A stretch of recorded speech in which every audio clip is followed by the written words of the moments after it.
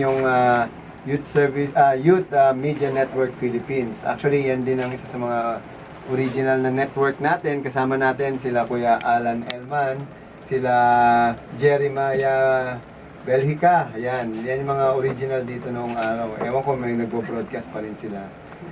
Ayan, tsaka siyempre yung mga kasama natin dito sa Youth Media Network Philippines ay mga programa sa iba't ibang stasyon din, like yung Student Hours ng UNTV Radio, Boses ng Kabataan sa DZRH, Voice of the Youth Radio sa DZIQ, Tinig Kabataan Tinig Kabataan Radio dyan sa DWDD, at sa buong Pilipinas marami ring mga programa dyan. Wow, at I think marami pang darating na mga radio programs. At napag-iisa nga tayo ngayon dahil sa sobrang active na ng mga kabataan ngayon, simula syempre sa pakikipagtulungan ng Youth Service Radio Network at saka ng Voice of the Youth Network. Andiyan na rin yung mga members ng Voice of the Youth katulad nila Rosario